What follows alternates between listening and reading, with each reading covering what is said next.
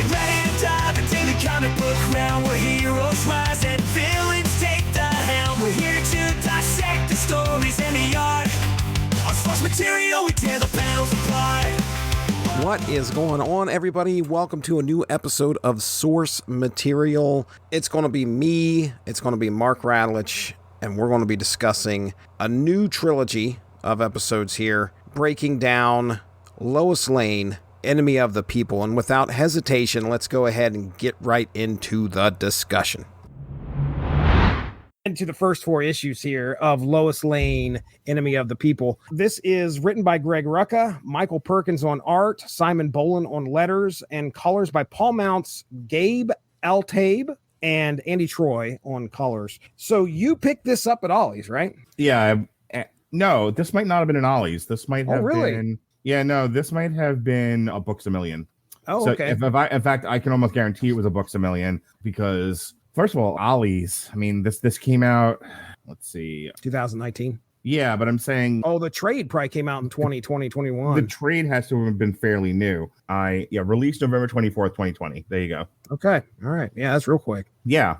They have to know. They're like, nobody's buying single issues of this shit. We have to publish it as a trade. When I go into the bookstore with my kids and they're getting manga or whatever it is they're getting, I go into the comic book section. I'm always looking for a self-contained story. That Source Material is now, what self-contained story is Mark and Jesse going to talk about? I look for 4, 6, 8, 12 issue limited series. I don't want to pick up. First of all, I'm so utterly bored by the standard comic book fare that half of what's in the bookstore I just ignore because they're collections of different runs of comics. The first 5 issues of the Ant-Man comic or this comic or that comic. I don't want to have to do homework. I don't want to have to know what's going on in a particular comic book character's life to understand the book I read. I just want to read the book. I want to pick it up, read it, put it down, put it on my shelf, talk about it with you, never think about it again. So when I was flipping through, so that's why I buy a lot of independent stuff.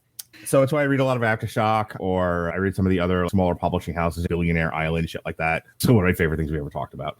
Not All Robots, things like that. So I'm on the shelf, and I will look through the Marvel and the DC stuff, and if there's something that catches my fancy that isn't part of a bigger thing or isn't just a volume in a large run, I'll take a look at it. And I like the politics. I like a good, steamy political drama. And is Lois Lane the most interesting character to me? No. And I'll tell you why when we start talking about the book. But I was like, I like Greg Rucka. I liked his Wonder Woman run. I like the idea of focusing on Lois Lane reporter and what kind of shit is she going to get into? Where does Superman fit into all this, if at all? Because I don't give a fuck about Superman either. He's not one of my favorite characters. So I picked it up and I suggested to you as something to talk about on here because we're kind of hurting for stuff to talk about on Source Material these days. We've run out of stuff everyone read. So now we're just trying to figure out what we want to talk about together or what's on my bookshelf that I haven't read yet.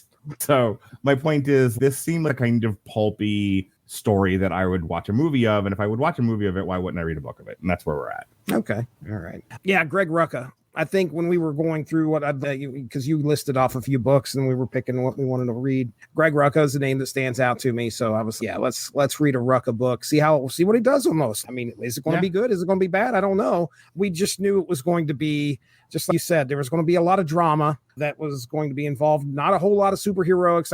I doubt that's going to be happening in the book. So let me go ahead and I'll get into the synopsis of these first 4 issues. I've got a few questions to throw at you afterwards. But all right, issues 1 through 4 of Lois Lane, Enemy of the People. In the opening issues, we follow the daring exploits of Lois Lane, the indomitable reporter who never shies away from speaking truth to power. When a fellow Russian journalist mysteriously dies under suspicious circumstances, Lois enlists her ally, the Question, Renee Montoya, to investigate in Moscow. As Lois digs deeper, confronting government officials about unethical policies, she finds herself increasingly a target both from shadowy forces and public opinion itself. But she refuses to back down, even as warnings come from her editor, Perry White, about the potential danger to her life. Lois arranges a meeting with a shady investor, Daniel Agger, or D. Agger. Yeah. Oh, Greg, you falsely writer, you. aiming to expose this company's corrupt kickback scheme. But the confrontation turns deadly when a gunman assassinates Agar right before Lois's eyes. Her protector, the Question, Renee Montoya, manages to subdue the assailant. In the chaos, Superman himself arrives, seemingly trying to keep watch over Lois. But she rebuffs his involvement, not wanting to stoke rumors of an affair. The rumors are already out there. As Lois navigates these personal tensions, surprise visits from her son, Jonathan, and the mysteriously resurrected Charlie Zaz, I think his name is Vic Sage at some point, the former Question, who pays a visit to Renee. All of this is further complicating matters. Although through it all, Lois remains unwavering in her quest for truth, no matter how many powerful enemies she makes along the way. Also, in an ominous parallel storyline, a strange ritual and a young lady emerge in the UK and hinting at larger mysteries yet to unfold. So yeah, I think we end book 4. It's either 3 or 4, where there is a woman in United Kingdom who is going through it. We'll just put it that way. There's some stuff on her floor. She looks like she's doing some kind of weird thing in a pentagram. The police show up and it looks like she kills herself. So there it is. That's our first 4 issues. So in these first 4 issues, I want to throw some questions at you here, Mark. So you kind of already talked a little bit about your initial thoughts going into this book, what you expected, right? Mm-hmm. Now, can you we got through these first 4 issues, this kind of what you expected? Yes and no. I was really interested when she goes to the press conference and she's, I have all the evidence ever. and you must, I am confronting you. And they'll get like fake news at her and shit. Oh, yeah.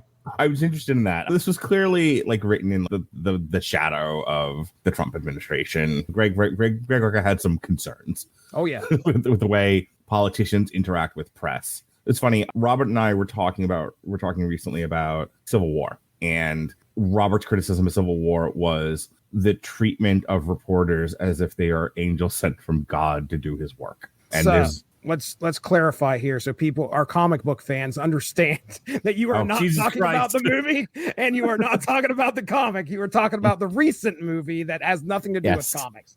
Okay. I'm not talking about Marvel Civil War, you dorks. I'm talking about Civil War currently in theaters. Yes. Anyway, so the Kirsten Dunst movie. So he got really frustrated with the treatment of reporters, as if it's a movie that's very much in love with reporters and thinks that they walk on water, they can do no wrong. And we had to remind people these are the same people who kept Saddam Hussein's crimes against humanity quiet, so they continue to have access to Saddam Hussein. Calm the fuck down.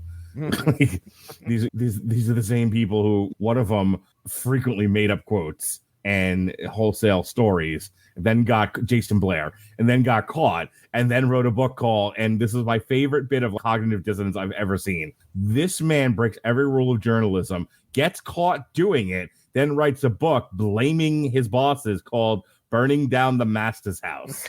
I remember that.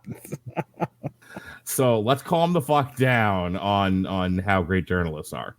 So I was interested in that element of it, and they kind of don't stay too long on it for whatever the reasons are. There's a lot going. It's a very busy book. There's a lot going on in it. So Rucka touches on things that I think are interesting, but then he just has to move on to something else. And then he very much wanted to write an espionage thriller, a James Patterson kind of a thing, and then had to be reminded that he works for DC Comics and this is for dumbbells. Yeah. Come on, Greg. This isn't. You're not writing Patriot games here, buddy. Yeah, you're writing funny books with. I understand your narrative, sir, but it isn't fitting with our narrative. So please, let's make sure we shove something in here. Right, 40-year-old fat bearded guys who play D&D are going to read this. Calm the fuck down. So, I wish he had stayed longer on that, because that was one of the more interesting things about the book. On the other hand, it's one of the things that I also was frustrated by, because again, Lois Lane gets treated. I'm just going to say this now because I've been hinting at it for the last 30 minutes and I want to finally talk about it. I don't love Lois Lane's characterization in this book. She's a little too perfect. Okay. Her biggest problems is that she has to abide by societal structures and rules of journalism. And I think my favorite thing about Lois Lane is she can't spell. Oh, yeah. That qualified as fallibility in her characterization.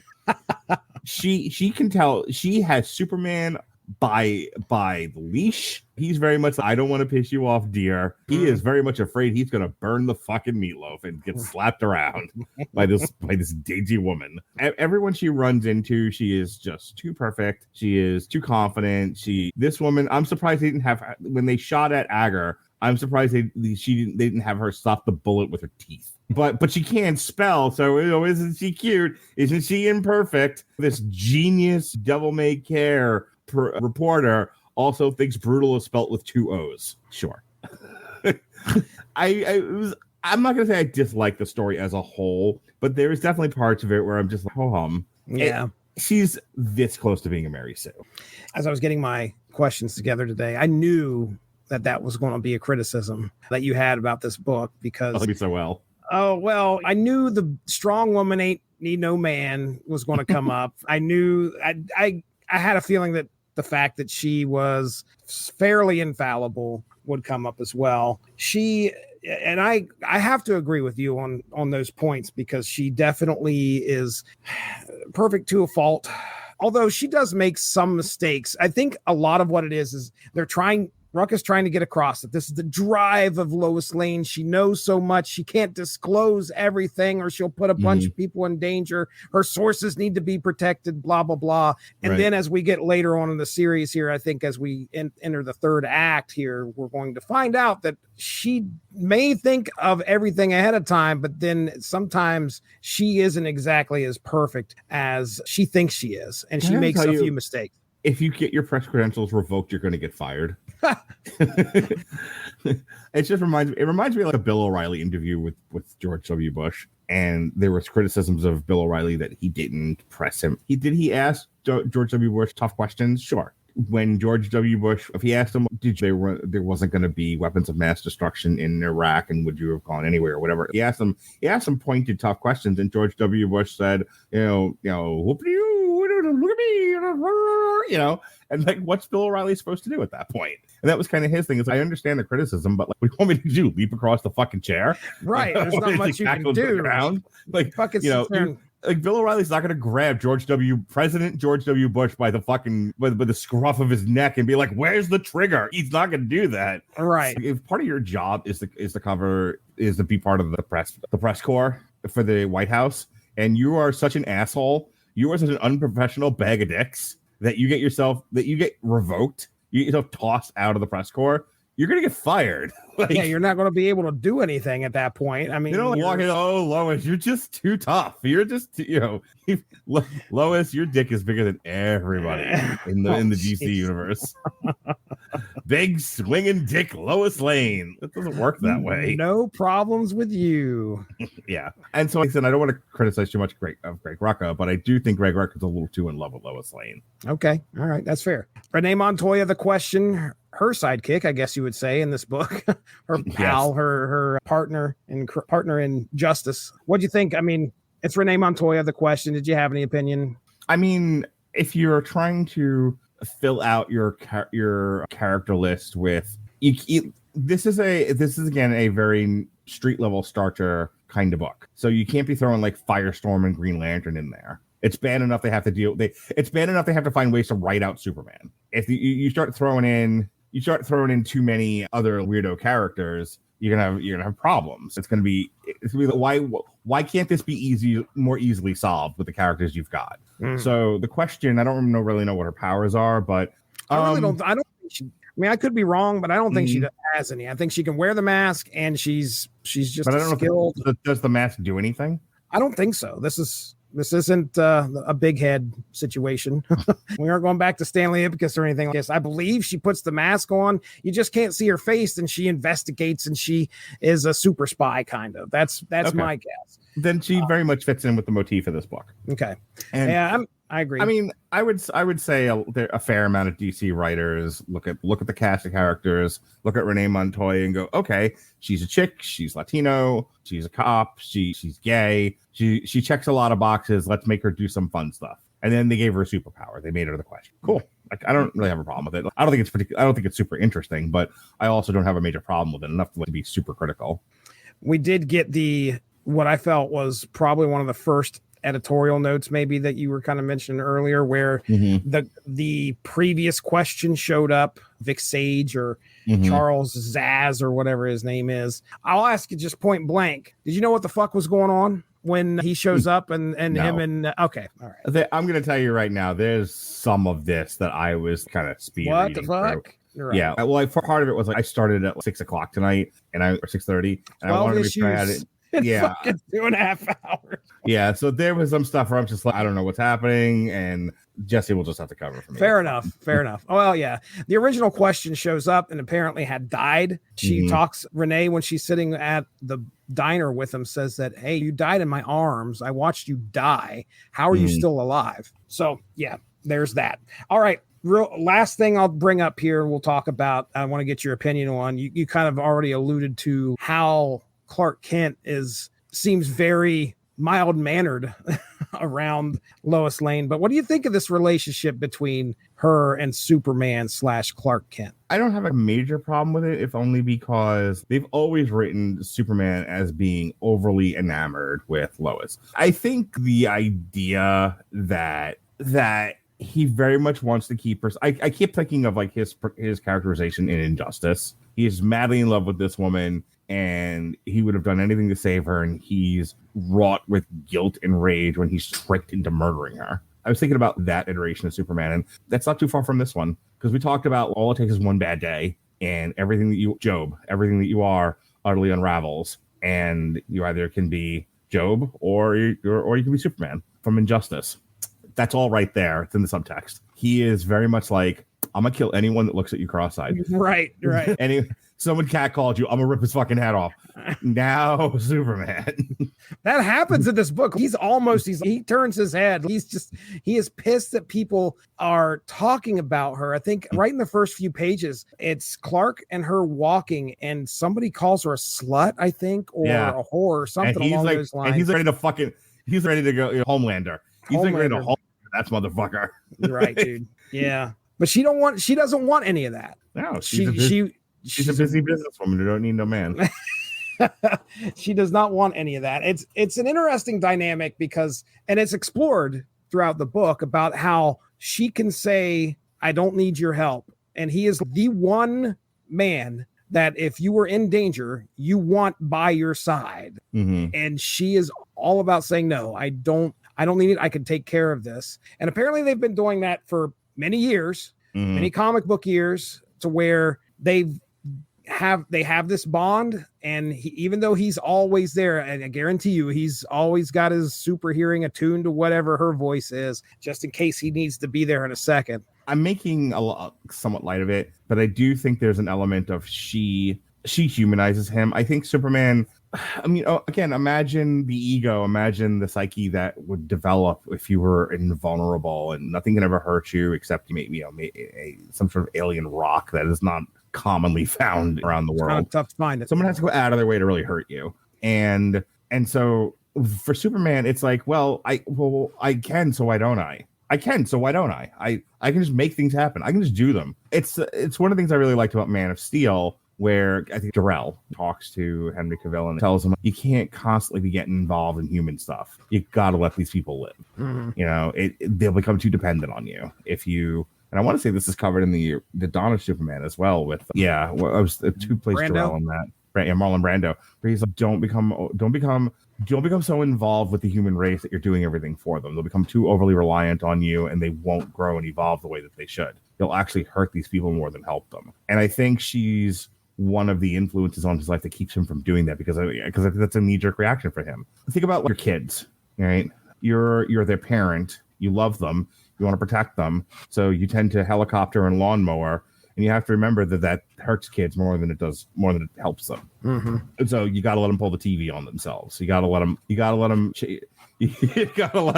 run down the street and chasing a car and fall. You got to let them, go out and mix in the world and get their feelings hurt. You got to let them fail so they learn from their failures. Toughens you up, makes you a full, complete human being. And I think Lois Lane is one of those people who when he looks at himself in the mirror and says, what is my purpose here? there's Lois sort of speaking back to him from the mirror going, your purpose is to be there when there's something we can't do for ourselves. Otherwise, leave us alone. We'll be all right. She's that constant reminder of him of, you're here to take on the dark sides and the doomsdays of the world and the Lex Luthors. You're not here to solve every problem. And I think he loves her just, again, like your children. You love them so much that you're willing to let them fail. You're willing to let them put themselves in danger if for no other reason than how else are they going to learn? How else are they going to develop the coping skills they need to be successful in this world? Yeah. So it's one of the better parts of the book. The weaker stuff is the more comic booky stuff, and some of the weaker stuff is she's a little too perfect by half. The best stuff actually is her relationship with Superman.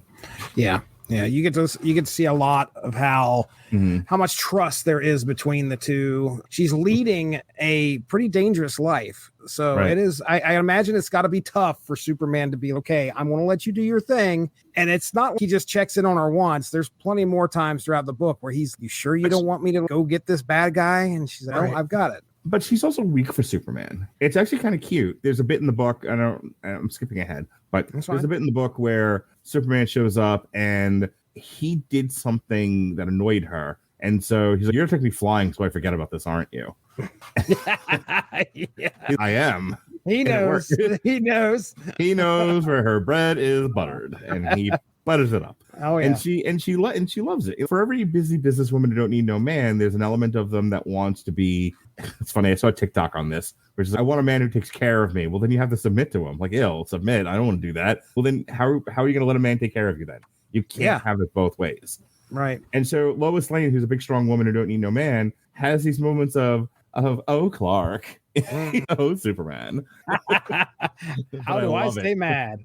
Yeah. Oh goodness. Just real quick, I did want to mention, and I thought it was interesting that they threw Jonathan in here, which is, I know you said you're kind of, it's tough if you just pick this up off the shelf and you don't know what's going on in DC continuity at the time. It's really kind of I just went head scratching. They have a son. He appears to be elder in age. And he's just like, "Well, I want to go join a team in the future." And I kind of remember that, though. I thought it was Supergirl and not him. So who gives a fuck? No, we're not retelling anything from the past. This is shit. This is either New 50. It's probably not even New 52 now. It's a completely different reality where they have a son and he's off. You're right. I think it was Supergirl who went forward to be with the Legion, but now it's a situation where their son is going to go and be with the Legion. So again, that whole thing to me, I didn't care about. Yeah, I was going to say, this is all DC continuity stuff. They had to kind of shoehorn it. I assume they did this because they got to at least let Lois address this. I'm sure that he shows up in a Legion book and they're like, "Well, why didn't he say goodbye to his family?" Well, I wanted to address that really quick. It's the only other thing that humanizes Lois Lane in the book. That she's just like, because she's a mom? Yeah, that she loves her son. He's of age where he gets to make these decisions, and he's half a Superman. So what's he gonna do? Tell him no? What? Right. Leave school? She knows what she knows what he is, but she's proud of him, and it's one of those things where the veneer of toughness goes away, and she just gets to be a woman. I think some of my struggle with Lois Lane is they make her a little too masculine. So when they actually woman her up a bit, when they actually feminize her just a touch, it's nice. It's a reminder that she's not just this hard as nails asshole character. Mm-hmm. Because no human being is one thing. Right. All right. Let's go ahead. We'll get into plugs here, man. I think we've discussed these first 4 issues. Check out my TikTok at Mark Radulich on TikTok, MarkRadulich. I'm also Mark-Hein76 on Instagram with Yvonne. Yvonne! Yvonne's on the Instagram. I'm Mark-Hein76 on Instagram. Jesse and I are part of a little something called the W2M Network, which is just me. Occasionally, Sean does a video game podcast, but Jesse's there too. Jesse's there talking about 90s comics with his good friends and the Undisputed Attitude, or Unspoken Issues, whatever they call themselves. Undisputed Attitude. That's right. We're the new tag team. So Jesse's got his content. I've got my stuff, and then Sean's stuff, and it's all part of W2M Network. Our landing page is W2Mnetwork.com. We got W2M Net on W2M Network on YouTube, W2M Network on Twitch. All of my stuff is usually at Mark Radulich on X, or Mark Radulich LCSW on Facebook. So heard it on the X. X is going to give it to you. So yeah, check out all of our stuff there. Damn New Hollywood is my main podcast, but then assuming people show up on time, we do other stuff. We talk about this or that. All right, that's it. I'm done talking now. Okay, he's done talking now. Actually, as we finish out these plugs, did you get a chance to listen to Source Material, the Music Volume 1? It's on my list of things to listen to. No, that's fine. I don't have to listen to it because I'm going to play something for you right now. Oh, okay. I'm going to share my screen, and I think it will allow me to share audio, right? Yeah, I see it right there. I see it. All right. So I believe it's this one. Okay. Ready? Yep. Plugs. You wanna hear my plugs? Plugs. Here comes my plugs. I was told I needed to sing my plugs, so now I'm gonna sing my plugs. Y'all wanna hear my plugs? I'm gonna sing my plugs. I host a comic book podcast, a source material podcast. We talk comic stories on every show. You know you wanna listen.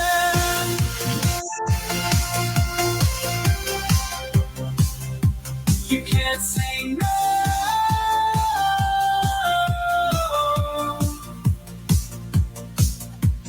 What? You wanna hear my plugs? Here comes my plugs. Inspired by you, Mark Radlich, by the way. You told me to do this. He said, why don't you sing your plugs one day? I was okay. Here we go. 90s comics pushing limits, yeah, we hear ya. Unspoken issues has got ya covered. So many stories went undiscovered. And Snap Material can't forget Snap that. Material, not Strip Material. Mobile card game, come It's on, Strip Snap. Got you covered for previews and stats. Snap Material, that's where it's at. Lots bugs.